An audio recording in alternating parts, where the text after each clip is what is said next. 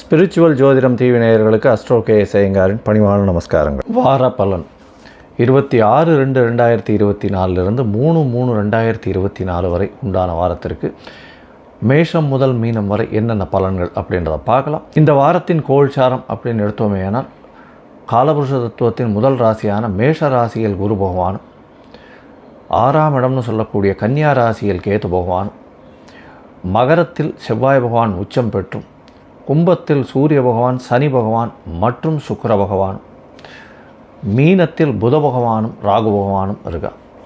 இந்த வாரத்தில் பார்த்தேனால் சந்திர பகவான் அதிவேகமாக செல்லக்கூடிய கிரகம் அப்படின்னு சொல்கிற சந்திர பகவான் உத்தர நட்சத்திரம் முதல் பாதம், அதாவது சிம்ம ராசியிலிருந்து கேட்ட நட்சத்திரம் வரலும் போகிறார். கேட்ட நட்சத்திரம் 4ஆம் பாதம் வரலும் போகிறார் இந்த வாரத்தில், அதாவது விருச்சிக ராசி வரலும் போகிறார் இந்த வாரம். இந்த வாரத்தில் வரக்கூடிய சுப நாட்கள் அப்படின்னு பார்த்தாலேயானால் 28ஆம் தேதி சதுர்த்தி, தேய்பிறை சதுர்த்தி அப்படின்னு சொல்லக்கூடியது, சங்கடஹர சதுர்த்தி, எல்லா விதமான கஷ்டங்களையும் நீக்கக்கூடிய சதுர்த்தி அப்படின்னு சொல்லக்கூடியது. அருகில் இருக்கக்கூடிய விநாயக பெருமானை போய் சேவிச்சுட்டு அந்த 9 தரம் பிரதட்சணம் பண்ணிவிட்டு ஒரு தேங்காயை உடைச்சிட்டு வந்தேலையானால் 9 முறை தோப்புகரணம் போட்டுட்டு வரும்போது கையில் ஏதாவது இந்த எருக்க மாலையும் இல்லை அருகம்புல் இதெல்லாம் கொண்டு போய் போட்டுட்டு வர்றதன் மூலியமாக உங்களுக்கு வரக்கூடிய வந்த எல்லா விதமான கஷ்டங்களும், பணக்கஷ்டம், மனக்கஷ்டம், எந்த விதமான கஷ்டங்களாக இருந்தாலும் உடல்நிலையில் இந்த செட்பேக்குன்னு சொல்லக்கூடிய பிரச்சனைகள் இது எல்லாமே தீரக்கூடிய வாய்ப்புகள் மிகவும் அதிகம். சரி, இந்த வாரத்தில் வரக்கூடிய மற்றும் ஒரு பெரிய விசேஷம் சஷ்டி விரதம். சஷ்டி விரதம் 1/3/2024 வருது. சஷ்டியில் அதுவும் தேய்பிறை 6ஆம் நாள் சஷ்டி வருது. இந்த சஷ்டி விரதத்தை இருப்பவர்கள் குழந்தை பேருக்குன்னு பார்த்து கொண்டிருப்பவர்களுக்கு குழந்தை பேருக்கு பிராப்திகள் நிச்சயமாக உண்டு. சஷ்டியில் விரதம் இருந்தால் அகப்பையில் வரும் அப்படின்னு சொல்லக்கூடிய பழமொழி. இதை தவிர 3ஆம் தேதி 3/3/2024 அன்றைக்கி அஷ்டகா அப்படின்னு போட்டிருக்கும். அதாவது மார்கழி, தை, மாசி, பங்குனி இந்த 4 மாதத்தில் வரக்கூடிய அஷ்டமி, அதாவது சப்தமி, அஷ்டமி, நவமி இந்த 3 நாட்கள் 4 3 12 நாள், அதாவது தேய்பிரையில் வரக்கூடிய காலகட்டத்தில் இந்த பித்ருக்களை நினைத்து செய்யக்கூடிய, அவர்களுக்கு கொடுக்கக்கூடிய கர்மாக்களை சொல்கிறது அஷ்டகா அப்படின்னு சொல்லக்கூடியது. இதெல்லாம் பித்ருக்களுக்கு செய்ய வேண்டிய கர்மாக்கள். சரி, இந்த வாரம் பார்த்தேனால் எந்தெந்த ராசிக்காரர்களுக்கு சந்திராஷ்டமம்னு பார்ப்போம். கும்ப ராசிக்காரர்கள், மீன ராசிக்காரர்கள், மேஷ ராசிக்காரர்களுக்கு சந்திராஷ்டமம். கும்பராசிக்காரர்களுக்கு பார்த்தேனால் சந்திர பகவான் 8ஆம் இடத்துல மறைகிற, பொதுவாகவே சந்திராஷ்டமம்னா சந்திர பகவான் 8ஆம் இடத்தில் மறையக்கூடிய காலகட்டத்தை சந்திராஷ்டமம்னு சொல்கிறோம். இதன் மூலியமாக மதிகாரகன் மயங்கக்கூடிய காலகட்டம், மதி மயங்கி இருக்கக்கூடிய காலகட்டத்தில் தவறான முடிவுகள் எடுக்கக்கூடும். அதனால் புதிய முயற்சிகள் வேண்டாம். வெளியூர் வெளிமாநில பிரயாணங்கள் வேண்டாம். ஒருவேளை நீங்கள் வெளியூர் போக வேண்டி இருந்தது, இல்லை ஒரு சைன் பண்ண வேண்டிய கட்டாயத்தில் இருந்தீர்களே, ஆனால் இந்த கும்பம், மீனம், மேஷம் இந்த ராசிக்காரர்கள் அருகில் இருக்கக்கூடிய விநாயகர் கோவிலில் போயிட்டு உங்களால் முடிஞ்ச அளவுக்கு பச்சரிசியோ நெல்லோ தானமாக கொடுத்துட்டு வர்றதன் மூலியமாக சந்திராஷ்டமத்தின் தாக்கம் குறையும் அப்படின்றத சொல்கிறேன். சரி, இந்த உங்களுக்கு இந்த என்னுடைய மொபைல் நம்பர் கீழே ஸ்க்ராலிங்கில் போயின்னு இருக்கும். உங்களுக்கு அஸ்ட்ராலாஜிக்கல் கன்சல்ட் தேவைப்பட்டதுன்னா எனக்கு ஃபோன் பண்ணுங்க.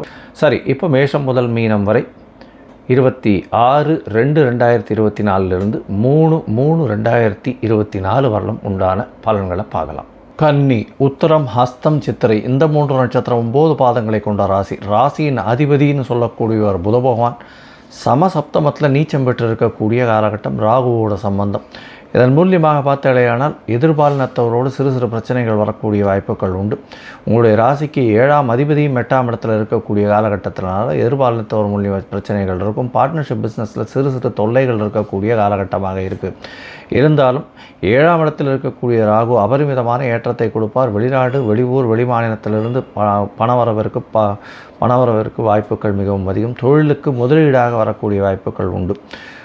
உங்களுடைய அதாவது வேற்று மதத்தை சார்ந்தவர்களோ வேற்று ஜாதியை சார்ந்தவர்கள் மூலியமாக நல்ல ஒரு ஏற்றம் கிடைக்கக்கூடிய வாரமாக இந்த வாரம் அமைய போகிறது.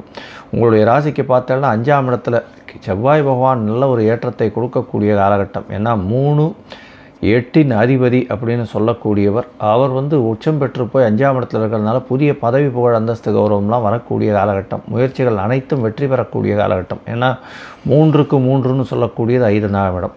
குழந்தைகள் மூலியமாக நல்ல ஏற்றம் கிடைக்கக்கூடிய காலகட்டமாக இருக்குது. குடும்பத்தில் நல்ல ஒரு ஏற்றம் இருக்கும். பணவரவிற்கு பஞ்சம் இருக்காது. வெளியூர் வெளிமாநிலம் செல்லக்கூடிய வாய்ப்புகள் நிச்சயமாக உண்டு.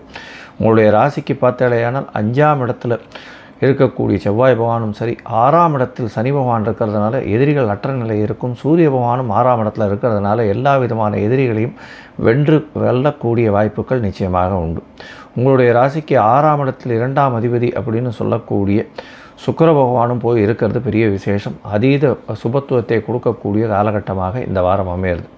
உங்களுடைய ராசிக்கு பார்த்தீங்கன்னா 8ஆம் இடத்தில் இருக்கக்கூடிய குரு பகவான் உங்களுடைய ராசியின் 12ஆம் இடத்தையும் 2ஆம் இடத்தையும் பார்க்கறதுனால கணவன் மனைவியிடையே நல்ல ஒரு அந்யோன்யம் இருக்கும். அதை தவிர குடும்பத்தில் நல்ல ஒரு ஏற்றம் கிடைக்கக்கூடிய காலகட்டமாக இந்த வாரம் அமையிறது.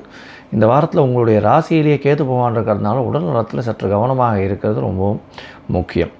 இந்த வாரத்தில் அதிவேகமாக செல்லக்கூடிய கிரகம்னு சொல்கிற சந்திர பகவான் உங்களுடைய ராசிக்கு 11ஆம் அதிபதி 12ஆம் இடத்துல ஆரம்பிக்கிறார். கார்த்தால ஒரு 7:30 மணி வரலும் 12ஆம் இடத்துல இருக்கார். 26ஆம் தேதி கார்த்தால 7:30 மணி வரலும் 12ஆம் இடத்துல இருக்கார்.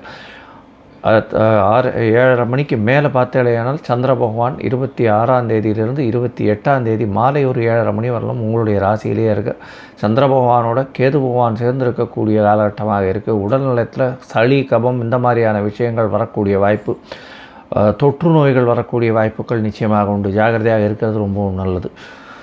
உங்களுடைய ராசிக்கு பார்த்தலையால் 2ஆம் இடத்துல சந்திர பகவான் போகிறார். இது 27ஆம் தேதி மாலையிலிருந்து 2ஆம் தேதி அதிகாலை ஒரு 4:30 மணி வரலும் இருக்கக்கூடிய காலகட்டம். குரு சந்திர யோகம் அமையிறது. குரு சந்திர யோகம் கஜகேசரி யோகம் அமையிறது. பேச்சில் நல்ல இனிமை இருக்கும். குடும்பத்தில் நல்ல ஒரு வரவேற்பு இருக்கக்கூடிய காலகட்டம்.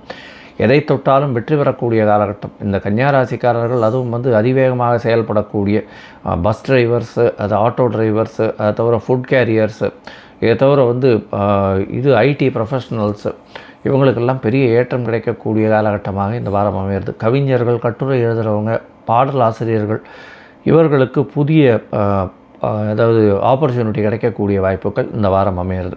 உங்களுடைய ராசிக்கு 3ஆம் இடத்துல சந்திர பகவான் 11ஆம் அதிபதி நீச்சம் பெற்று போகிறார். இருந்தாலும் 3ஆம் அதிபதி உச்சம் பெற்று போகிறார்.